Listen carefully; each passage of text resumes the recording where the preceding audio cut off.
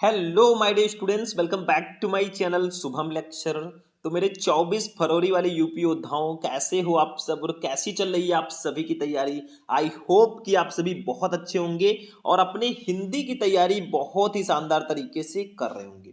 देखो student, paper pass आ गया है। ऐसे में जितने भी हमारे स्टूडेंट 24 फरवरी को 12th हिंदी का पेपर देने जा रहे हैं, उनके लिए आज मैं हिंदी का एक बहुत ही स्पेशल क्लास लेकर आया हूँ।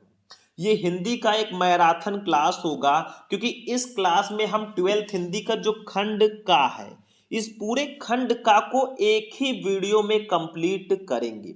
सही सुना आपने, आज मैं आपका हिंदी में 50 नंबर कंप्लीट करवाने वाला हूं और हमारा टारगेट है कि इस बार हिंदी में हम 100 में 100 लेकर आए। हमेशा अपना टारगेट ऊपर रखो। और आज मैं आपको कुछ इस टाइप के क्वेश्चंस बताऊंगा ना, जो एग्जाम में बहुत बार आए हैं। देखो, हम खंड का जो सारा का सारा टॉपिक है सबको पढ़ेंगे। ये देखो ऑब्जेक्टिव क्वेश्चन, कौन कौन से क्वेश्चन मैंने यहाँ पे लिए हैं जो ट्रेंडिंग वाले हैं। ये देखो गद्यांश मैंने कौन सा लिया है, ठीक है। ऐसे आगे बढ़ते चलो, बहुत स्पेशल स्पेशल क्वेश्चंस आज मैं लेकर आया हूं और पूरा खंड का आज हम कंप्लीट करने वाले हैं। तो 2025 में 95 प्लस की गारंटी, इससे बाहर कुछ नहीं आएगा। चलिए शुरू करते हैं। बस वीडियो को लाइक करना, चैनल को सब्सक्राइब भी कर लेना। तो देखिए, हम टोटल 7 टॉपिक आज पढ़ेंगे, क्योंकि हमारे खंड का में टोटल 7 टॉपिक हैं।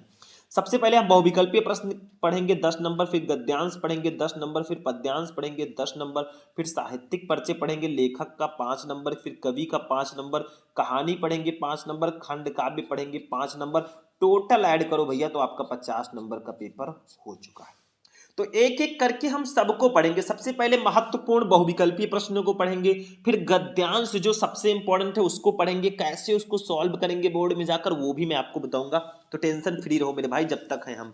चलिए सबसे पहले हम बहुविकल्पीय प्रश्नों को पढ़ते हैं। हमारी सीरीज में जो फर्स्ट टॉपिक है ये बहुविकल्पीय प्रश्न है, तो पहले हम इसी टॉपिक को पढ़ने वाले हैं, ठीक है। देखो ध्यान से समझना, क्योंकि ये टॉपिक सारे के सारे मैं आपको बताने वाला हूं। देखो फर्स्ट क्वेश्चन हमारा है, टॉप 10 क्वेश्चन में बताऊंगा। देखो फर्स्ट है, प्रताप पत्रिका के संपादक हैं। प्रताप पत्रिका के संपादक कौन है? बहुत स्पेशल क्वेश्चन है। महावीर प्रसाद द्विवेदी, मुंशी प्रेमचंद, गणेश शंकर विद्यार्थी या बद्री नारायण चौधरी प्रेमगन। तो भैया इसका जो थर्ड वाला ऑप्शन है बिल्कुल सही होगा, ठीक है। प्रताप पत्रिका के संपादक कौन है?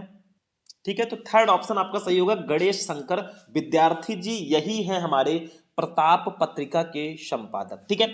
आगे बढ़ते हैं, दूसरा क्वेश्चन, किशोरी लाल गोस्वामी की रचना है, इसमें से कौन सी रचना किशोरी लाल गोस्वामी जी की है? इंदुमती, नहुस, आलोक पर्व या अपनी खबर। भैया इंदुमती जो है ना, ये किशोरी लाल गोस्वामी जी की रचना है और इसी को हम प्रथम कहानी भी बोलते हैं, ठीक है। आगे मैं आपसे ऑब्जेक्टिव क्वेश्चन में एक क्वेश्चन भी मैं आपसे पूछूंगा, आंसर कमेंट में देना सारे के सारे स्टूडेंट। तीसरा, कुछ इंटरेस्टिंग हो जाए ना क्लास, तभी तो मजा आएगा। तीसरा, भूले बिसरे चेहरे रेखा चित्र के रचयिता कौन है? भूले बिसरे चेहरे, इस रेखा चित्र के रचयिता कौन है? कन्हैया लाल मिश्र प्रभाकर, अमृत राय, महावीर प्रसाद द्विवेदी या राजेंद्र यादव। तो भैया कन्हैया लाल मिश्र प्रभाकर जी हैं भूले बिसरे चेहरे के रचनाकार, तो आपका फर्स्ट ऑप्शन बिल्कुल सही होगा। चौथा, शेखर एक जीवनी के लेखक कौन है? शेखर एक जीवनी, इसके लेखक कौन है?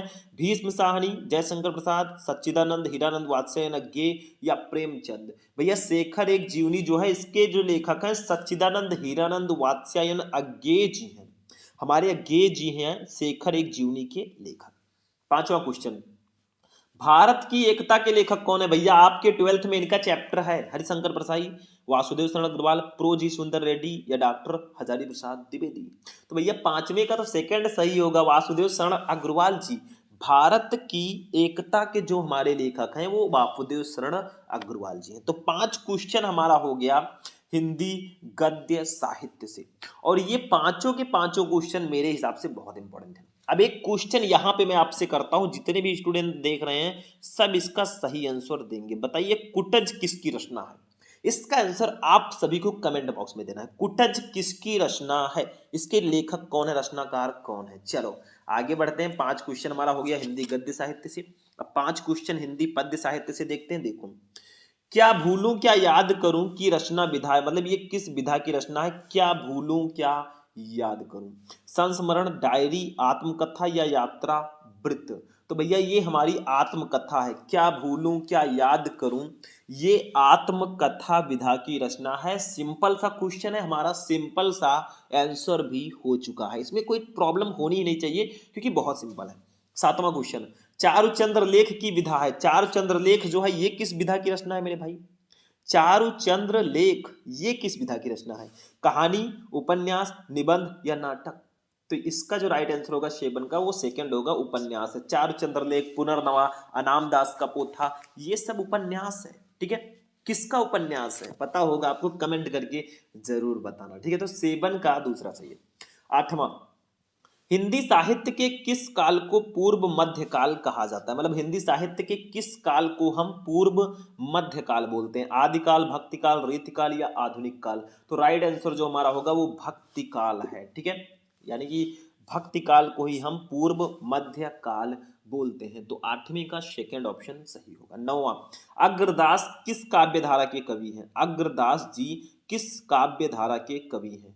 कृष्ण भक्ति काव्य धारा, सूफी काव्य धारा, वीर काव्य धारा या राम काव्य धारा?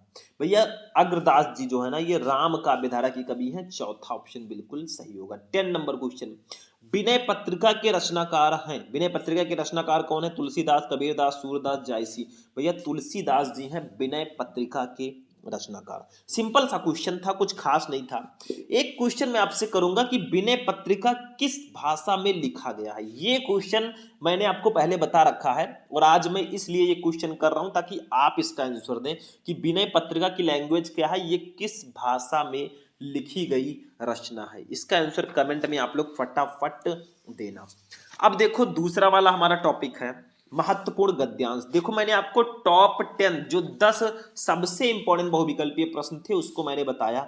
10 ऑब्जेक्टिव क्वेश्चन, यानी कि 5 हिंदी गद्य साहित्य से, 5 हिंदी पद्य साहित्य से। अब हम लोग देखते हैं दूसरा टॉपिक हमारा है महत्वपूर्ण गद्यांश। इस टॉपिक को पढ़ते हैं मेरे भाई। गद्यांश जो होता है ना पूरे 10 नंबर का आता है और हमारे हिसाब से भैया ये फ्री का नंबर होता है, इसमें कुछ खास नहीं होता है।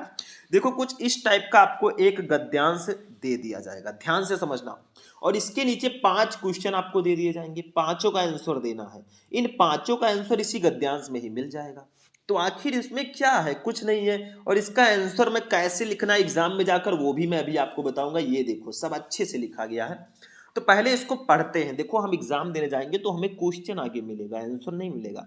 तो पहले इसको पढ़ते हैं अच्छे से, फिर ट्रिक से हम क्वेश्चन का आंसर ढूंढते हैं, बहुत ही इंपॉर्टेंट है ये, और फिर हम लोग 10 नंबर कंप्लीट करते हैं। तो पहले इसको पढ़ो। देखो, जन का प्रवाह अनंत होता है, सहस्त्रों वर्षों से भूमि के साथ राष्ट्रीय जन ने तादाम्य प्राप्त किया है। जब तक सूर्य की रश्मियां नित्य प्रातः काल भुवन को अमृत से भर देती हैं, तब तक राष्ट्रीय जन का जीवन भी अमर है। इतिहास के अनेक उतार चढ़ाव पार करने के बाद भी राष्ट्रीय निवासी जन नई उठती लहरों से आगे बढ़ने के लिए अजर अमर हैं, जिनका संततवाही जीवन नदी के प्रवाह की तरह है, जिससे कर्म और श्रम के द्वारा उत्थान के अनेक घाटों का निर्माण करना होता है। अब अगर आपसे पूछा जाए मेरे भाई कि ये किस चैप्टर का हो सकता है, तो इसमें कहीं ना कहीं हमारा जन की बात की गई है। ठीक है, और इसमें राष्ट्र वर्ड आया है। देखो ये राष्ट्रीय, ये राष्ट्रीय, ये राष्ट्र। ठीक है, तो ये राष्ट्र का स्वरूप चैप्टर का गद्यांश है और इसके लेखक हमारे वासुदेव शरण अग्रवाल जी हैं। मतलब थोड़ा मोड़ा ट्रिक रहता है इसमें ना पहचानने के लिए। अब देखो हमारा फर्स्ट क्वेश्चन तो वैसे सॉल्व हो गया। उपयुक्त गद्यांश के पाठ और लेखक का नाम लिखिए। तो पाठ का नाम राष्ट्र का स्वरूप, लेखक का नाम वासुदेव शरण अग्रवाल। ट्रिक से हमने इसको जान लिया। बस आप चैप्टर का नाम तो पता चल ही जाएगा, आप लेखक का नाम याद रखना कि इस चैप्टर को इन्होंने लिखा है। राष्ट्र का स्वरूप वासुदेव शरण अग्रवाल जी ने लिखा। अशोक के फूल डॉक्टर हजारी प्रसाद द्विवेदी जी ने लिखा है। निंदा रस हरिशंकर प्रसाद जी ने लिखा। भाषा और आधुनिकता प्रोजी सुंदर रेड्डी जी ने लिखा। ये इतना आपको आना चाहिए। ठीक है, दूसरा क्वेश्चन, रेखांकित अंश की व्याख्या कीजिए। मतलब यहां से लेकर यहां तक आपको अपनी भाषा में व्याख्या करनी है, मतलब इसमें कुछ नहीं है, मैं अभी बताऊंगा। ठीक है, तीसरा, जन का प्रवाह से क्या तात्पर्य है? तो भैया सिंपल सा तो लिखा है, जन का प्रवाह अनंत होता है, तो लिख दो यही सब। ठीक है, सहस्त्रों वर्षों से भूमि के साथ राष्ट्रीय जन ने तादाम्य प्राप्त किया है। बस यहां से लेकर यहां तक अगर आप लिख देते हो ना मेरे भाई, 2 नंबर कोई काट ही नहीं सकता। थोड़ा चेंज वेंज करके लिख दोगे कि जन का प्रवाह का तात्पर्य यह है कि जन का प्रवाह अंतहीन होता है। ठीक है, मतलब अनंत होता है। चौथा, राष्ट्र निवासी जन किसके समान आगे बढ़ने के लिए अजर अमर है। ठीक है, तो यहाँ पे लिखा है, ये देखो, इतिहास के अनेक उतार चढ़ाव पार करने के बाद भी राष्ट्र निवासी जन नई उठती लहरों से आगे बढ़ने के लिए अजर अमर हैं। मतलब यहाँ से उठाकर यहाँ तक लिख दो, ये भी 2 नंबर कंप्लीट, कोई नहीं काट सकता।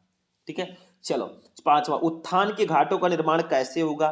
ठीक है, तो थोड़ा सा आप लोग अच्छे से लिख देना। मतलब देखो यहाँ पे लास्ट में लिखा है उत्थान के अनेक घाटों का निर्माण करना होता है। ठीक है, तो कुछ यहीं से अगर आप लोग उठाकर लिख देते हो, यहीं से उठाकर लिख देते हो, या यहां से यहां तक लिख देते हो, तब भी आपको 2 नंबर मिल जाएगा। बस ऐसे आपको ढूंढ ढूंढ कर लिखना है मेरे भाई। तो सबसे पहले हम इसको सॉल्व करते हैं। देखो ऐसे जब गद्यांश को सॉल्व करेंगे तो इसका फर्स्ट वर्ड और इसका लास्ट वर्ड ऐसे लिख देंगे डॉट डॉट करके, जैसे जन का डॉट डॉट डॉट डॉट करके करना होता है, ऐसे लिखेंगे। ठीक है, अब एक एक क्वेश्चन का हम लोग आंसर देते हैं। सबसे फर्स्ट क्वेश्चन है कि उपयुक्त गद्यांश के पाठ और लेखक का नाम लिखिए।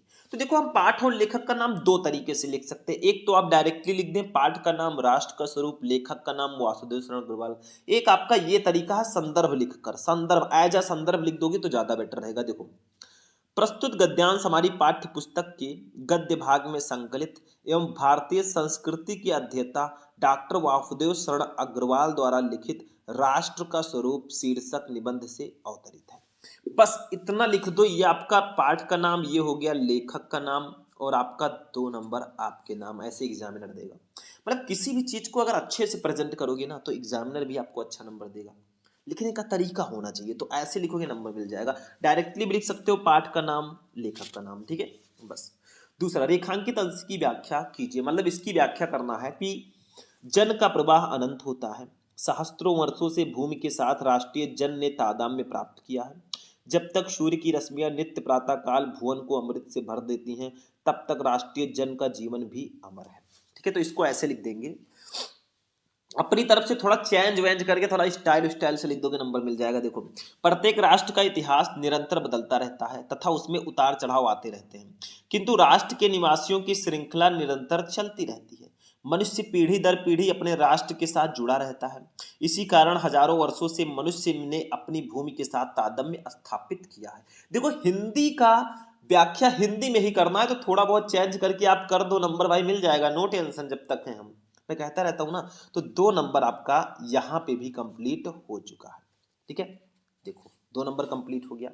अब हम चलते हैं अपने तीसरे वाले क्वेश्चन पे। क्या है, जन का प्रवाह से क्या तात्पर्य है। तो यही सब लिखना है, जन का प्रवाह अनंत होता है। तो थोड़ा चेंज करके हम लिखेंगे, जितना चेंज करके आप लिख सकते हो नंबर उतना अच्छा आपको मिलेगा। देखो जन का प्रवाह का तात्पर्य यह है कि जन का प्रवाह अंतहीन होता है। प्रत्येक राष्ट्र में निरंतर अनेक प्रकार के परिवर्तन आते रहते हैं। इसके उपरांत भी राष्ट्र के निवासियों की श्रृंखला निरंतर अबाध गति से चलती रहती है। बस हो गया 2 नंबर ऐसे, ये भी कंप्लीट है। चौथा, राष्ट्र निवासी जन किसके समान आगे बढ़ने के लिए अजर अमर हैं।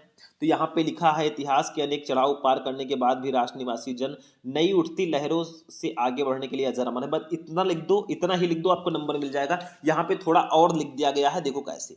हमारे राष्ट्र के इतिहास में उत्थान और पतन के अनेक उतार चढ़ाव आते रहते हैं, परंतु नदी की नई उठती लहरों के समान हमारे राष्ट्र के निवासियों को सतत रूप से आगे बढ़ते रहने के लिए अपने नवीन शक्तियां प्राप्त होती रहती हैं। इनकी सहायता से वे पूरे उत्साह के साथ प्रगति कर रहे हैं और इस प्रकार सदैव से ही उनका अस्तित्व बना रहा है। 2 नंबर कंप्लीट। लेकिन जैसा मैंने बताया सेम अगर लिख दोगे तो भी आपको दोनों नंबर मिल जाएगा, यहां से लेकर यहां तक। ठीक है, थोड़ा मैंने चेंज कर दिया। पांचवा, उत्थान के घाटों का निर्माण कैसे होगा। तो मैंने बताया था यहां से यहां तक लिख दो, लेकिन इसको कुछ स्टाइल से अपने लिख देंगे। देखो नदी का प्रवाह निरंतर प्रवाहित रहने के कारण बीच बीच में डेल्टा छोड़ता है। इसी प्रकार राष्ट्र के जन भी अपने कर्म और श्रम के द्वारा उत्थान के अनेक प्रतीक अवशेष अथवा पद चिन्ह छोड़ते हुए निरंतर आगे बढ़ते रहते हैं। अर्थात उत्थान के घाटों का निर्माण कर्म और श्रम से ही होगा। कर्म करो, श्रम करो, तभी उत्थान के घाटों का निर्माण होगा। इतना आपको ध्यान में रखना है भाई, नंबर आपको पूरा का पूरा मिल जाएगा, नो टेंशन जब तक हैं हम। ठीक है, तो ये भी आपका हो गया। अब हमारा जो नेक्स्ट टॉपिक होगा, हम अपने अदर नेक्स्ट टॉपिक पे चलेंगे। हमारा टॉपिक वाला सीरीज कहाँ है, देखो ये हो गया हमारा। अब हम चलेंगे अपने तीसरे टॉपिक पर। तीसरा टॉपिक हमारा है महत्वपूर्ण पद्यांश। ठीक है, महत्वपूर्ण पद्यांश। देखो जो गद्यांश वाला सेक्शन था हमने पांचों का आंसर दिया, तो एग्जामिनर भैया कैसे बोल सकते हैं, वो भी ऐसे दे देंगे गद्यांश के लिए। ठीक है, अब पद्यांश को समझते हैं। पद्यांश में भी एज इट इज सेम चीजें रहेंगी, थोड़ा बहुत चेंज रहेगा, वो मैं बता देता हूँ। देखो पद्यांश में हिंदी पद्यांश का एक पद्य दिया जाएगा यहाँ से यहाँ तक, इसके नीचे 5 क्वेश्चन दिए जाएंगे, पांचों का आंसर आपको लिखना होगा। लिखना कैसे है वो तो बताने वाला काम हमारा है, मैं अच्छे से आपको बताऊंगा कि कैसे आपको जाकर बोर्ड एग्जाम में लिखना है, लेकिन मैं इसको पढ़ता हूं पहले, थोड़ा हिंदी मीनिंग हम लोग निकालते हैं, क्योंकि हिंदी मीनिंग निकाल लेंगे तो हमें आंसर देने में इसमें आसानी रहेगी, क्योंकि ये गद्यांश में तो आपको ढूंढने से आंसर मिल जाएगा, इसमें आपको हिंदी मीनिंग थोड़ा बहुत आना चाहिए, तभी आप प्रॉपरली इसका आंसर दे पाएंगे। देखो ध्यान से समझो, समझो। कौन तुम संस्कृत जलनिधि तीर तरंगों से फेंकी मणि एक, कर रहे निर्जन का चुपचाप प्रभा की धारा से अभिषेक, मधुर विश्रांत और एकांत जगत का सुलझा हुआ रहस्य, एक करुणा में सुंदर मोर और चंचल मन का आलस्य। ये हमारे श्रद्धा मनु चैप्टर का पद्यांश है और इसके कवि हैं जयशंकर प्रसाद जी, बहुत फेमस है। देखो कौन तुम कौन हो, संस्कृत जलनिधि। संस्कृत जलनिधि का मतलब संसार रूपी सागर के तीर किनारे पर तरंगों से, तरंगों द्वारा फेंकी फेंकी गई मणि, मणि के समान या रत्न के समान एक एक, मतलब श्रद्धा, श्रद्धा मनु से प्रश्न करती है कि तुम कौन हो।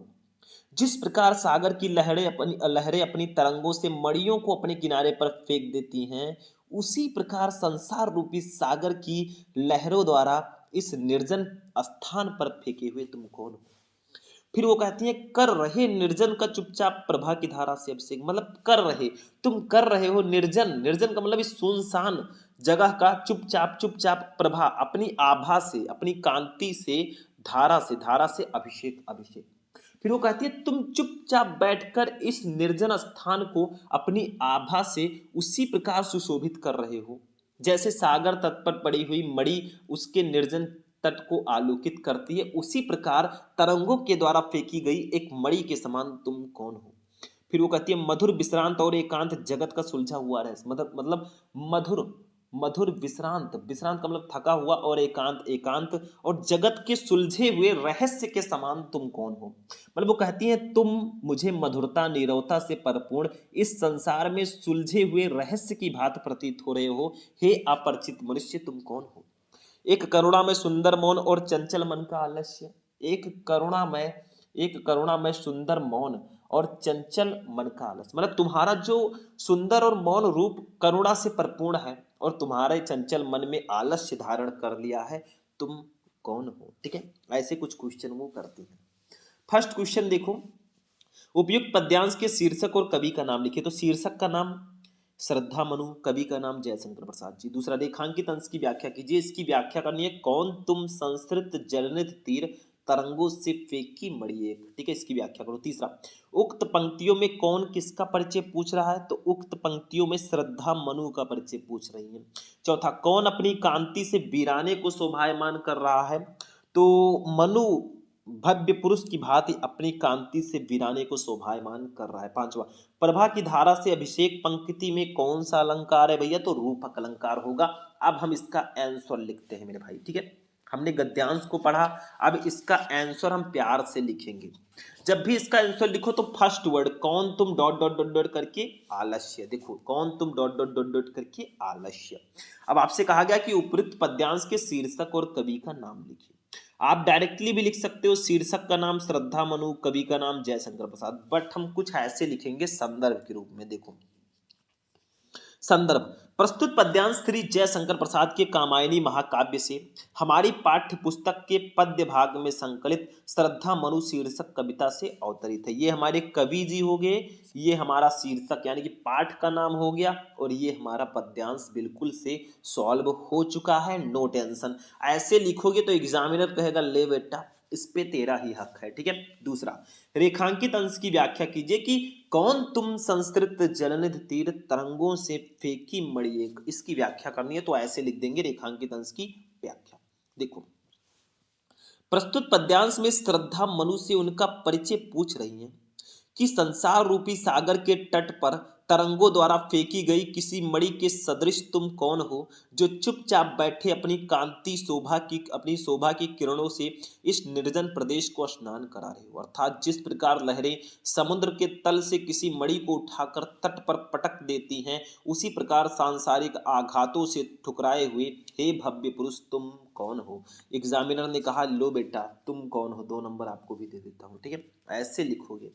तीसरा, उक्त पंक्तियों में कौन किसका परिचय पूछ रहा है, मतलब इन पंक्तियों में कौन किसका परिचय पूछ रहा है। तो उक्त पंक्तियों में श्रद्धा मनु का परिचय पूछ रही है। लो बेटा 2 नंबर ये भी कंप्लीट। चौथा क्वेश्चन हम लोग देखते हैं। क्वेश्चन नंबर 4, कौन अपनी कांति से वीराने को शोभायमान कर रहा है।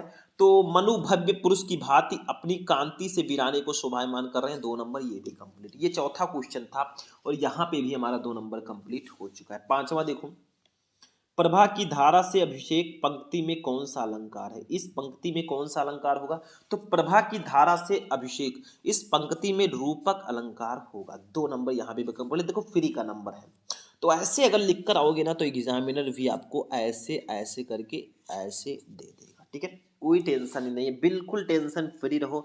हम हैं तो क्या कम है, ठीक है, इसको भी मैं हटा दूं। अब हो गया हमारा ये भी। अब हमारा जो नेक्स्ट टॉपिक होगा वो होगा लेखक का साहित्यिक परिचय। मतलब किसी एक लेखक का साहित्यिक परिचय हम लिखेंगे। तो हमने आज लिया है अपने निंदा रस चैप्टर वाले लेखक को, क्योंकि देखो वासुदेव शरण अग्रवाल, हजारी प्रसाद द्विवेदी, इन सबको मैं बता ही चुका हूं पहले। तो आज हरिशंकर प्रसाई जी को मैंने यहाँ पे लिया, ठीक है। मतलब आप लोगों को मैंने बताया था कि 2-3 बहुत इंपॉर्टेंट है, वासुदेव शरण अग्रवाल, डॉक्टर हजारी प्रसाद द्विवेदी और प्रोफेसर जी सुंदर रेड्डी। या फिर आप प्रोफेसर जी सुंदर रेड्डी की जगह पर हरिशंकर प्रसाई जी का पढ़ सकते हैं। भैया आपको 5 नंबर मिल ही मिल जाएगा। तो जब भी किसी लेखक या कवि का साहित्यिक परिचय लिखो तो पहले एक छोटा सा जीवन परिचय लिखना है। शायद थोड़ा बड़ा मैंने लिख दिया, कोई दिक्कत नहीं है। सबसे मेन हेडिंग साहित्यिक परिचय फिर लिखेंगे, फिर रचनाओं को लिखेंगे। ये तो आपको पता ही है। जीवन परिचय में इनका जन्म, जन्मस्थान, माता पिता, शिक्षा और मृत्यु लिखना है।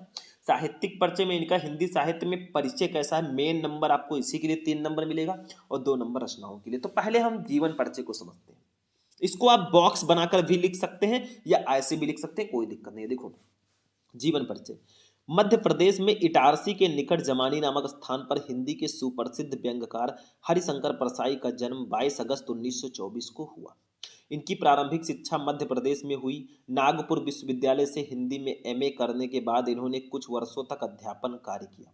हरिशंकर प्रसाई जी साप्ताहिक हिंदुस्तान, धर्मयुग तथा अन्य पत्र पत्रिकाओं में नियमित रूप से लिखते रहे।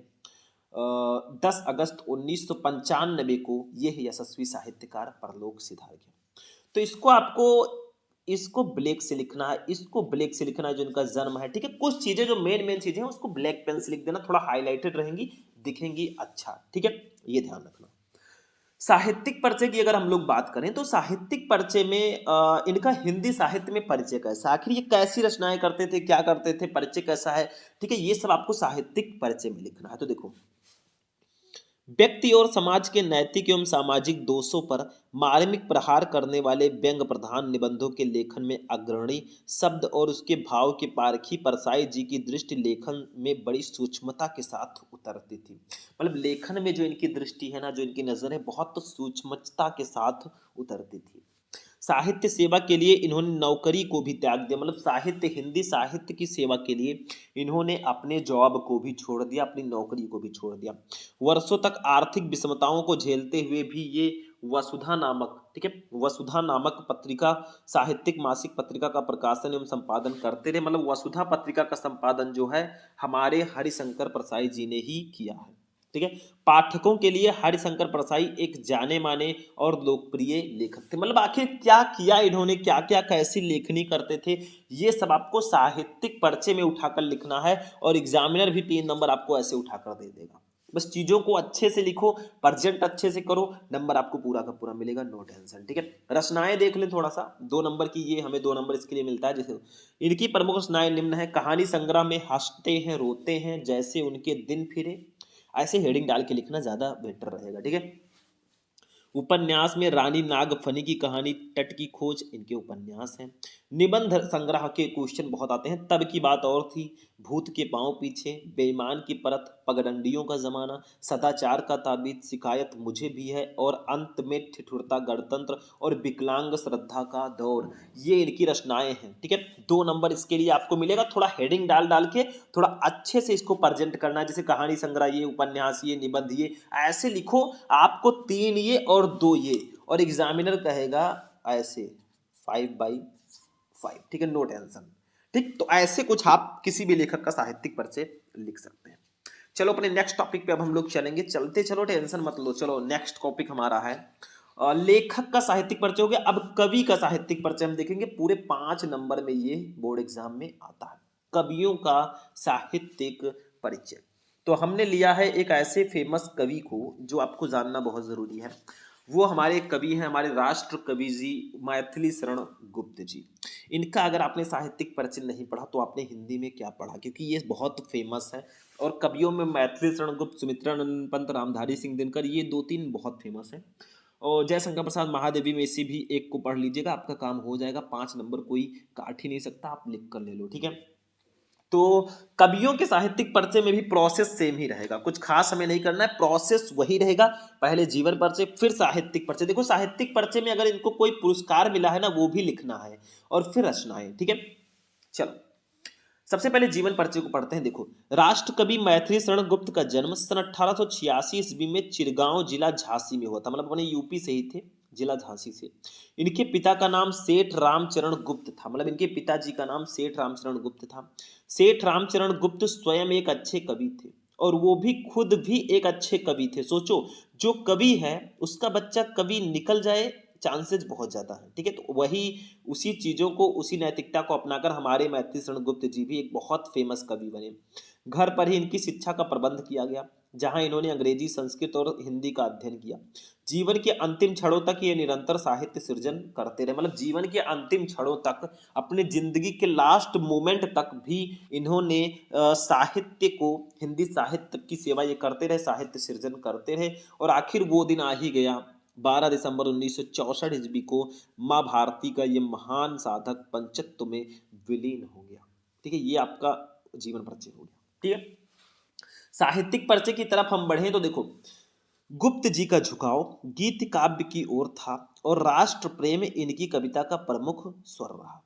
मतलब हमारे गुप्त जी का जो झुकाव है ना, ये गीत काव्य की तरफ था। मतलब गीत काव्य की रचनाएं ज्यादा करते थे, और राष्ट्र प्रेम जो है इनकी कविता का प्रमुख स्वर रहा, राष्ट्र से प्रेम करना। ठीक है, इनके काव्य में भारतीय संस्कृत का प्रेरणाप्रद चित्रण मिलता है। मतलब इनके काव्य में जो हमारी इंडियन कल्चर है, भारतीय संस्कृत है, इसका भी प्रेरणाप्रद चित्रण मिलता है। इन्होंने अपनी कविताओं द्वारा राष्ट्र में जागृति तो उत्पन्न की ही, साथ ही सक्रिय रूप से असहयोग आंदोलनों में भी भाग लेते रहे, जिनके फलस्वरूप इन्हें जेल भी जाना पड़ा। मतलब इन्होंने ये कविताएं तो लिखते ही थे, अपनी कविताओं से के द्वारा राष्ट्र में इन्होंने जागृति तो उत्पन्न की ही, साथ में ही सक्रिय रूप से ये कुछ असहयोग आंदोलनों में भी भाग लेते रहे, और इसके कारण इनको जेल भी जाना पड़ा। मतलब ये हमारे भारत के लिए भी समझ लो इन्होंने योगदान दिया। साकेत महाकाव्य पर इन्हें हिंदी साहित्य सम्मेलन प्रयाग से मंगला प्रसाद पारितोषिक मिला, और भारत सरकार ने गुप्त जी को इनकी साहित्य सेवा के लिए पद्म भूषण से सम्मानित किया, और राज्यसभा का सदस्य मनोनीत किया। अगर आपको इनकी जो पुरस्कार इनको जो मिले हैं, वो भी आपको इसी साहित्यिक परिचय में ही बताना होगा। मतलब साकेत महाकाव्य पर इन्हें हिंदी साहित्य सम्मेलन प्रयाग से इनको मंगला प्रसाद पारितोषिक मिला, और भारत सरकार ने मैथिली शरण गुप्त जी को इनकी साहित्य सेवा के लिए पद्म भूषण से सम्मानित किया। भैया पद्म भूषण जो है ना, बहुत बड़ा पुरस्कार होता है। ठीक है, तो उससे इनको सम्मानित किया गया। तो इनको सम्मानित किया गया, तो एग्जामिनर भी आपको 3 नंबर से सम्मानित करेगा अगर ऐसे लिख कर आओगे। ठीक है, रचनाएं देख लो, ये 2 प्रकार की रचनाएं इन्होंने की हैं। मैथिली शरण गुप्त जी की रचनाएं निम्नलिखित हैं, जैसे मौलिक रचनाएं और अनुदित रचनाएं। 2 टाइप की इनकी रचनाएं हैं। मौलिक रचनाओं में भारत भारती, जयद्रथ वध, पंचवटी, साकेत, यशोधरा और नहुस आदि, ये सब इनकी मौलिक रचनाएं हैं। ठीक है। अनुदित रचनाओं में मेघनाथ वध, ब्रजभाषा, वीरांगना, प्लासी का युद्ध आदि ये सब इनकी अनुदित रचनाएं हैं। तो देखो इसमें पंचवटी, साकेत, यशोधरा ये सब बहुत फेमस रचनाएं, नहुष, ठीक है। तो ये इनकी दो टाइप की रचनाएं हैं। ऐसे आप लिख दोगे आपको नंबर पूरा का पूरा दिया जाएगा, बिल्कुल बेफिक्र रहिए आप लोग, ठीक है। तो ये आपका 3 इसका और 2 नंबर रचनाओं का। एग्जामिनर भी आपको देगा ऐसे कॉपी के पास ऐसे लिख देगा 5/5, ले बेटा जा, ठीक है, जी ले अपनी जिंदगी। अब चलते अपने नेक्स्ट टॉपिक पे। हमारा 40 नंबर का तो पेपर हो चुका है, अब कहानी पे चलते हैं। देखो कहानी का नंबर बिल्कुल 100% फिक्स है। जीवन परिचय का भी फिक्स है, साहित्यिक परिचय का भी, लेकिन कहानी में देखो 2-3 कहानी बहुत स्पेशल है। एक आप पढ़ लीजिए पंचलाइट, मैंने बताया ही है, ठीक है। एक पढ़ लीजिए बहादुर, और एक आप लोग पढ़ लीजिए ध्रुव यात्रा या लाटी। ध्रुव यात्रा पढ़ लीजिए, ध्रुव यात्रा। तीनों कहानियों का आप उद्देश्य और सारांश दोनों पढ़ लो, कोई काट ही नहीं सकता 5 नंबर। 2 चीजें होती हैं इसमें, ये ध्यान रखना, एक आपका होता है उद्देश्य और दूसरा होता है सारांश, दोनों को पढ़ना है। जैसे पंचलाइट कहानी का उद्देश्य, बहादुर कहानी का उद्देश्य, ध्रुव यात्रा कहानी का उद्देश्य, पंचलाइट कहानी का सारांश, बहादुर कहानी का सारांश, ध्रुव यात्रा कहानी का सारांश। भैया 5 नंबर 100% आपका फिक्स है, कोई नहीं काट सकता, तो पढ़ दो। आज हम पढ़ेंगे पंचलाइट कहानी का उद्देश्य। देखो मैंने पंचलाइट कहानी का सारांश, बहादुर कहानी का सारांश ये सब मैं पहले बता ही चुका हूं। तो आज हम पढ़ लेते हैं पंचलाइट कहानी का उद्देश्य, इसका पर्पस क्या है, कितनी बार एग्जाम में आया आप गिनते गिनते थक जाएंगे, ठीक है, बहुत बार आ चुका है। तो चलो पढ़ते हैं इसको। देखो फणीश्वर नाथ रेणु जी हिंदी जगत के सुप्रसिद्ध आंचलिक कथाकार हैं। अनेक जन आंदोलनों से वे निकट से जुड़े रहे, इस कारण ग्रामीण अंचलों से उनका निकट का परिचय है। उन्होंने अपने पात्रों की कल्पना किसी कॉफी हाउस में बैठकर नहीं की, अपितु वे स्वयं अपने पात्रों के बीच रहे। मतलब ये जो कहानी है पंचलाइट ना, ये फणीश्वर नाथ रेणु जी की कहानी है, और ये एक आंचलिक कथाकार हैं। क्या होता है कि ये अनेक जन आंदोलनों से वे निकट से जुड़े रहे, इस कारण जो ग्रामीण अंचल है उनका उनका निकट का परिचय है, गांव के लोगों से काफी ज्यादा उनकी जान पहचान है। उन्होंने अपने पात्रों की कल्पना किसी कॉफी हाउस में बैठकर नहीं की, अपितु वो स्वयं अपने पात्रों के बीच रहे। मतलब जिसके लिए जो जो पात्र हैं इस कहानी के, उनके बीच वो स्वयं रहकर इस कहानी को उन्होंने लिखा है, किसी कॉफी हाउस में बैठकर उन्होंने नहीं लिखी है। देखो इसमें क्या कहा गया, बिहार के अंचलों के सजीव चित्र इनकी कथाओं के अलंकार हैं। पंचलाइट भी बिहार के आंचलिक प्रवेश की कहानी है। शीर्षक कथा का केंद्र बिंदु है। शीर्षक को पढ़कर ही पाठक कहानी को पढ़ने के लिए उत्सुक हो जाता है। मतलब जैसे ही हम लोग पंचलाइट नाम सुनते हैं ना, हम लोगों के अंदर एक्साइटमेंट आ जाता है कि क्यों ना इस पूरी कहानी को पढ़ा जाए, ठीक है।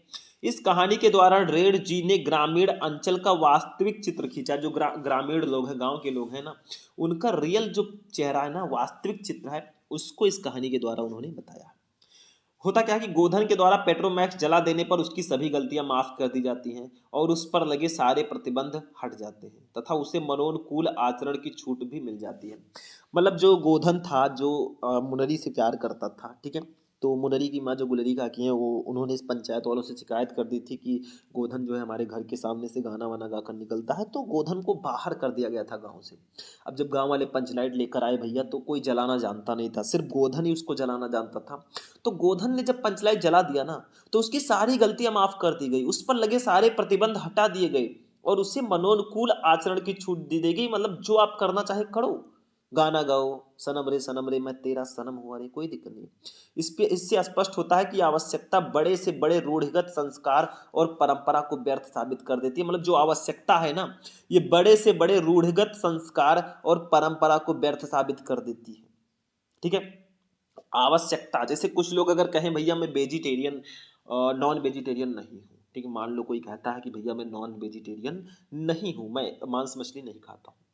मान लो बंदा गया कहीं बीच पे या कहीं पे फंस गया, उसे 10-15-20 दिन मतलब वहीं पे है, उसको बहुत तेज भूख लगी है, वो क्या करेगा, वो अपने संस्कारों को देखेगा, वो अपने चीज़ों को नहीं देखेगा कि भैया मैं नहीं खाता था। अगर उसे मिलेगा वो कुछ भी खा लेगा, क्योंकि आवश्यकता है उसको।